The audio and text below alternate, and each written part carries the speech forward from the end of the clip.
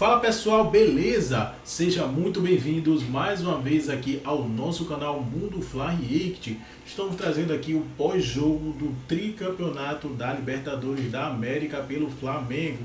Irei deixar aqui na descrição desse vídeo o link do canal oficial aqui no YouTube da Band Esporte. Agora vamos direto aqui para a análise dos comentaristas. Um abraço para todo mundo que está nos acompanhando aqui no News.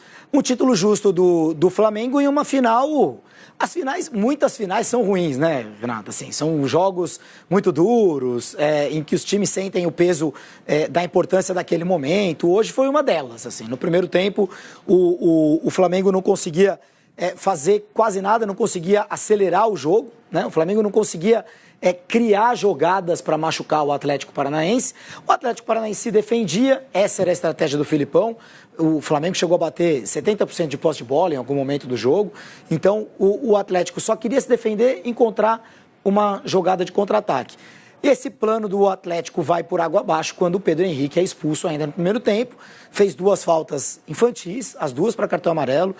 Justíssima a expulsão do Pedro Henrique, não tem do que reclamar. Ele é expulso aos 43, o Flamengo com um jogador a menos, o Atlético Paranaense com um jogador a menos, não substitui o zagueiro, não coloca um zagueiro no lugar dele, recua o Fernandinho. O Flamengo, que estava jogando mal, sente o momento, aperta e chega ao gol. E no segundo tempo, obviamente com mais espaço, o Flamengo tem uma ou outra chance para matar o jogo, não mata. É claro que uma bola vadia, né, como dizem os mais antigos, sempre pode mudar a história de uma final. O Atlético até teve uma ou outra chance, mas não soube aproveitar. Teve uma batida de roupa do Santos, uma falta bem cobrada pelo Terans, mas enfim, nada que ameaçasse o título do Flamengo.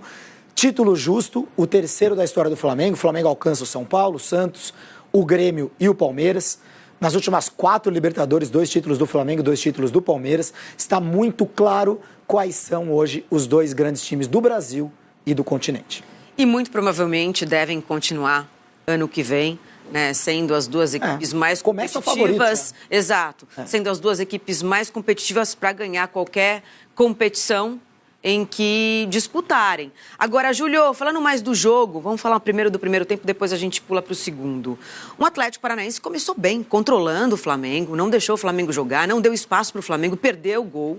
Teve oportunidades relevantes, vale a gente dizer isso também. E lógico que o jogo muda depois da expulsão, uma expulsão totalmente desnecessária. Exato. Né? Num momento ali péssimo também, numa situação que não precisava, mas ele já tinha um cartão amarelo. Que era mais desnecessário ainda do que o segundo cartão amarelo, né? Porque o jogo, como você disse, o Flamengo, ele começa muito lento o jogo. O Flamengo lembrou em campo o Flamengo da final da Copa do Brasil contra o Corinthians ali no segundo tempo. Lento, parece que esperando sei lá o quê. Tempo, o Flamengo não jogou, só deu Corinthians. Isso na Copa do Brasil. Pela Copa do Brasil. Exato. Então, hoje lembrou um pouquinho aquele Flamengo. Eu não sei se os jogadores estavam sentindo que no ano passado precisaram jogar uma prorrogação contra o Palmeiras e faltou fôlego e quiseram segurar esse fôlego desde o começo. E o Atlético Paranaense com uma linha de 4 zagueiros atrás, né, com 3 volantes no meio de campo, e aí o Vitor Bueno, o Vitinho e o Vitor Roque ali na frente. A escalação do Vitor Bueno, para mim, é uma dessas invenções da história do Filipão. O Filipão é um técnico multicampeão, campeão do mundo. É um técnico que não precisa... A gente tem que respeitar. Tem que respeitar, não precisa justificar nada. Assim, você não precisa amar o estilo de jogo dos times do Filipão para respeitar o que o cara fez no futebol, entendeu? O Filipão é um dos grandes técnicos da história do Brasil. Mas ele tem alguns momentos de professor Pardal, assim... Como todos, né? Como todos, exatamente. De sonhar que alguma coisa vai acontecer e o Vitor Bueno vai decidir a Libertadores para ele. Não foi o caso, né? Como não foi o caso do Bernard no 7-1, como não foi o caso de outros jogadores ao longo da história. Acho que o Filipão errou, não dá para ter um jogador como o Terans no banco e o Vitor Bueno começar o jogo. Mas, com esse formato, o Atlético conseguiu marcar bem o Flamengo. É que eu acho que teve muito mais demérito do Flamengo, estava muito lento no jogo, do que mérito do Atlético. A chance que você cita é uma falta cobrada para frente, que o Davi Luiz quer deixar a bola passar para o goleiro e o Vitinho se aproveita e quase faz o gol. E na sequência tem um lateral, uma cobrança de lateral, defesa do Flamengo bate cabeça. E o Alex Santana tem uma chance clara. também. Essa é a chance do Atlético Paranaense no jogo. E o Flamengo Mas até não fazia então teve nada. mais chance que o Flamengo. Sim, porque o Flamengo não fazia nada. Nada. E o primeiro amarelo do Pedro Henrique vem aos 28 minutos, numa bola que o Gabriel recebe na intermediária de costas, com toda a defesa armada, não ia acontecer nada ali. E o Pedro Henrique dá uma chegada por trás no Gabriel, inexplicável. O Lustô, que fez uma arbitragem perfeita, mostra o cartão amarelo. E aí, aos 43, e aí tem um outro momento importante do jogo. Aos 18 minutos, o Felipe Luiz sai de campo machucado, assim como no ano passado, saiu no primeiro tempo machucado, uma outra infelicidade. Só que o Ayrton Lucas, que entra no lugar do Felipe Luiz, entra muito bem no jogo. Sim. E é um lateral mais ofensivo, com mais vitalidade, muito mais gás do que o Felipe Luiz. E numa dessas espetadas do Ayrton Lucas na frente, o Pedro Henrique vai que nem um louco, dá um carrinho desnecessário. Ali sim era uma jogada mais perigosa. Mas ele tinha como marcar. Ele não precisava chegar no carrinho daquele jeito, porque se ele errasse a bola como errou, era outro cartão. E foi outro cartão. Cartão fácil, nem nada a discutir. O Lustô mostra o segundo amarelo. E aí o jogo muda completamente. E aí sai o gol do Flamengo, e o Flamengo já começa então o segundo tempo com uma outra postura. E obviamente que o Atlético não tinha outra escolha a não ser recuar. Sim. Mas em nenhum momento o Flamengo foi superior durante os 90 minutos, porque muita gente acreditava que o Flamengo fosse deitar e rolar. Não, no segundo tempo ele foi dono do jogo. Sim, mas o Atlético lutou com muita garra, né? Conseguiu segurar, não saiu gol. Né? Fato é que para muita gente, essa decisão, o Flamengo era muito mais, lógico, favorito sim, mas o Atlético acho que conseguiu conduzir a partida. O Atlético conseguiu competir. Conseguiu competir. Com um homem a menos, aí no intervalo o Filipão faz a substituição que talvez devesse ter feito aos 43, bota o Matheus Felipe, um zagueiro, tira o Vitinho, para mim já tinha que ter tirado o Vitor Bueno, tirou o Vitinho, e aí depois ele monta uma linha de 4 zagueiros, 4 meio-campistas e deixa o Vitor Roque solto lá na frente. Aí ele vai trocando as peças, sai o Vitor Roque entre o Pablo, sai finalmente o Vitor Bueno, entre o Canóbio, entre o Rômulo, e aí só aos 30 brilhili é que entra o Terans. E aí o Terans é que cria as principais jogadas. Um chute dele cruzado da esquerda gera a batida de roupa do Santos, quase o Canóbio aproveita no rebote, a torcida pediu pênalti ali, não aconteceu nada no lance, entre o Canóbio e o Ayrton Lucas. Depois o Terans vai fazer uma ótima jogada na intermediária, passa por 3, sofre a falta, ele bate a falta, o Santos faz uma boa defesa. O pouco que o Atlético conseguiu fazer na reta final do jogo foi com o Terans. Então, assim, não dá para entender. Manter, né, esse jogador no banco durante todo o tempo. Na fila, ele tá na fila atrás do Vitor Bueno, do Canóbio, do Vitinho, do Gandula. Tá todo mundo na frente do Terans na fila do Atlético Paranaense. Isso para mim não é compreensível. Mas são escolhas. O Flamengo era mais time. Sim. No segundo tempo teve algumas jogadas de gol. O Gabigol obrigou o Bento a fazer uma defesa no mano a mano, uma outra chegada importante do Gabigol também, mas nada demais, né? Eu achava que o segundo tempo ia ser assim, 2-0, 3-0, mata o jogo. Não foi o que aconteceu. Foi o que aconteceu. O Flamengo deu sopa para azar, o Dorival demorou para fazer alterações, o Gabigol precisou pedir para ser substituído. Né? A Arrascaeta morto, jogando, claro, só vai voltar a jogar na Copa. Tá com uma pubalgia, dificuldades. Gabigol pedindo já vem faz tempo. Pois é, e aí só aos 38 que o Dorival vai botar o Cebolinha, o Vidal entrou. Foi vaiado. Foi até curioso, né? Porque a torcida do Equador claramente tem alguma coisa contra o Vidal ali. A torcida passou a pegar no pé dele, talvez porque o Chile esteja tentando... Mas foi exatamente por isso. Isso, né? Chile tentando tirar o Equador da Copa no tapetão. Sim. E aí sobrou pro Vidal. E aí eu vou jogar uma aqui, Bernardo. Eu acho que o Everton Ribeiro é o jogador mais importante que atuou no futebol brasileiro, não nascido no Brasil, o jogador mais importante no futebol brasileiro nos últimos 10 anos. Júlio, eu vou pedir para você repetir, desculpa, porque o áudio picotou aqui, tem muita gente passando, uma concentração muito grande, evidentemente de telefones celulares, a rede fica carregada. Desculpa, Júlio. Por favor, repita o questionamento. Veja se você concorda com isso. Acho que o Everton Ribeiro é o jogador que atuou no Brasil mais importante, mais relevante dos últimos 10 anos. Não brasileiro, não nascido no Brasil. Né? Não entre obviamente não, mas entre jogadores em atuação no futebol brasileiro. Faz sentido, né, Júlio? Porque ele ganhou pelo Cruzeiro também, né? E ele chega ao Flamengo no momento de construção dessa máquina de jogar futebol, que é o time do Flamengo hoje. Acho que faz sentido. Eu acho que o jogador, se a gente for, isso é, claro, uma questão muito subjetiva, mas acho que o jogador, talvez, mais importante do futebol brasileiro nos últimos 5 anos, brasileiro, jogando no Brasil, aí você pode ter uma disputa do Dudu com o Everton Ribeiro, Gabigol, de repente, né? São jogadores que participam, ainda fazem história, em ciclos muito vitoriosos, respectivamente, de Palmeiras e Flamengo. E jogadores experientes, né? Eu acho que o Dudu vive uma fase espetacular, se não for a melhor, uma das. E o Everton Ribeiro também. Ele tinha caído de produção, mas hoje ele está jogando o fino do futebol, e eu acho que essa convocação para a seleção, pelo momento que ele vive, é muito merecida.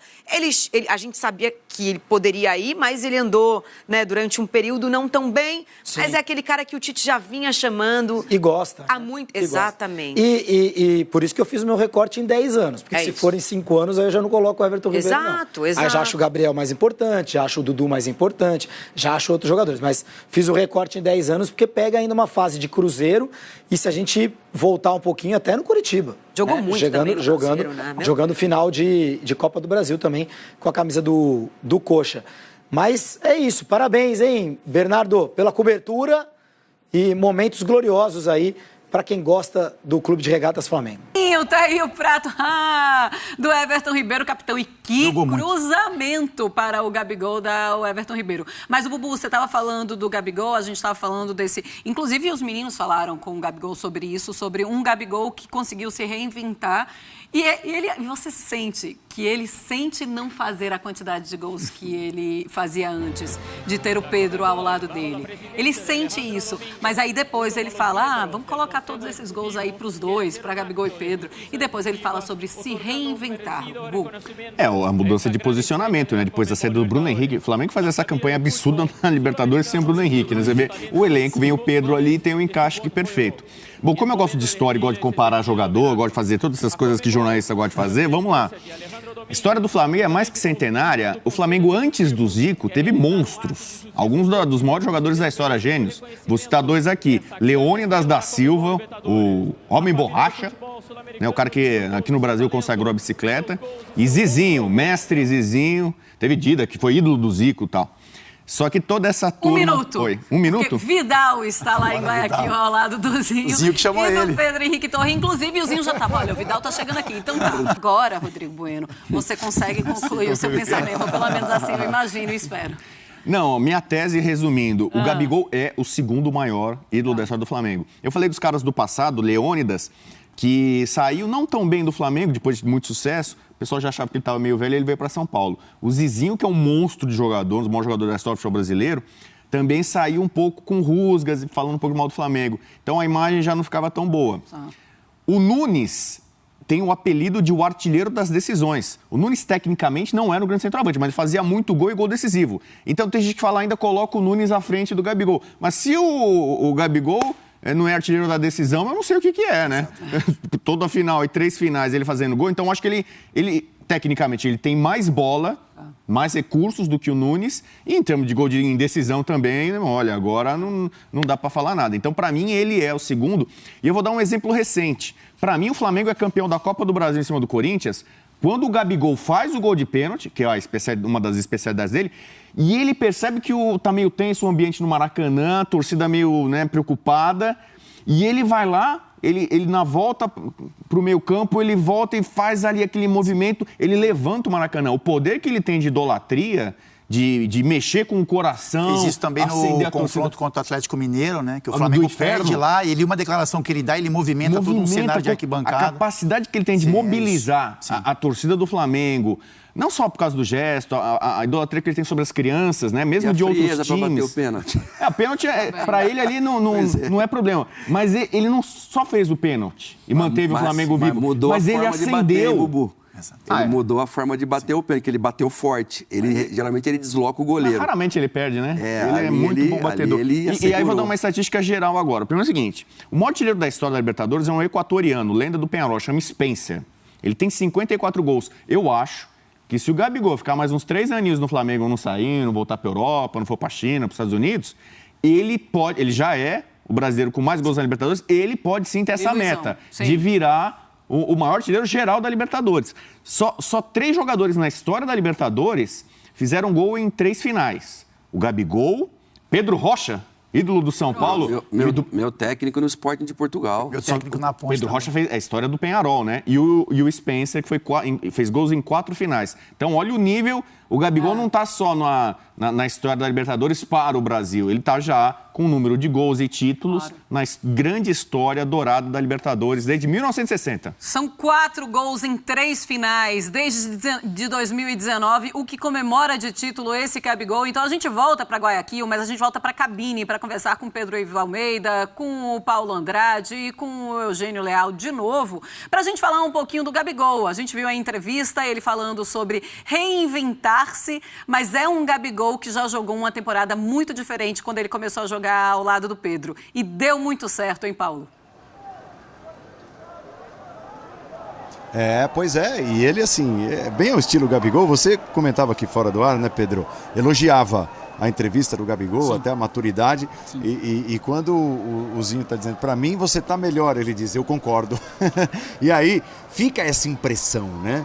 Porque em certos momentos ele mesmo tendo o Bruno Henrique como companheiro, a Arrascaeta e tudo, ele era um cara que monopolizava mais os gols. Então dava a impressão de que ele fazia 2, 3 em todos os jogos. Aí, tal, menos gols, tal, não é... Aí ele fala assim, não, eu tô empatado com o Pedro em número de gols, né? Então, assim, foi uma entrevista espetacular de um cara espetacular para a história do Flamengo, dos grandes. Uma observação, Paulo, e uma informação. O Bueno lembrava a mobilização que ele causa no gesto da comemoração durante a disputa de pênaltis no final contra o Corinthians.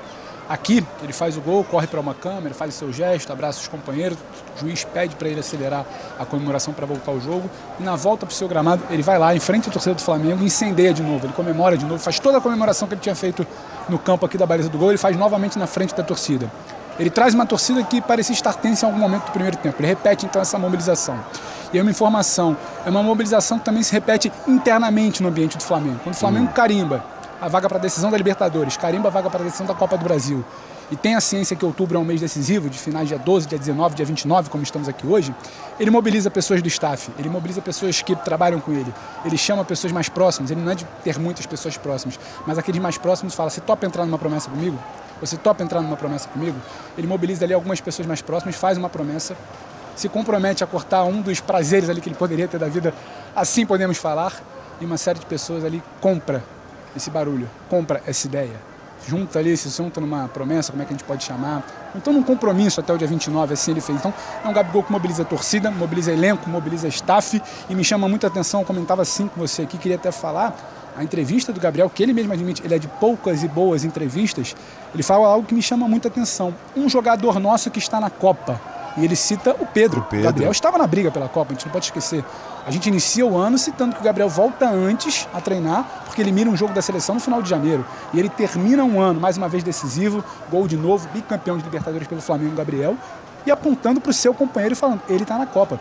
Depois ele fala, eu sei que eu preciso melhorar meu cabeceio, eu sei que eu preciso melhorar a minha direita. Então, um Gabriel que sofre tanto, por vezes justamente, por vezes, a meu ver, injustamente, porque o holofote está sempre sobre ele, a pedrada é sempre maior, a tapa é sempre mais forte, a gente precisa citar, não é pelo gol de hoje, a maturidade de uma declaração que ele consegue dar e falar, o meu amigo está na Copa, eu não estou, eu preciso melhorar o cabeceio, eu preciso melhorar a direita, num jogo que ele está sendo, mais uma vez, herói. Então, assim, me chama a atenção esse Gabriel de hoje, não só pelo desempenho em campo, mas, repito, a mobilização, o gol na final, o que ele é capaz de enxergar e apontar para o seu companheiro. Muitas vezes a gente debatia, será que ele está sentindo essa coisa do Pedro ser protagonista, ele tem que ser um pouco mais solidário? Tá a resposta aí. Eu acho que essa fala na saída do campo, essa fala espontânea, essa fala que a gente pode dizer de verdade, porque é o melhor momento ali, né? Quando sai do campo talvez não tem muita preparação. A gente trabalhou anos e anos com rádio, você é do microfone, quando a gente consegue pegar o jogador ali na sua essência, na sua verdade, me chamou muita atenção esse Gabriel. Eu acho que vale olhar para isso, não é só o gol. O gol é histórico, o gol está na sua narração, vai ficar para sempre.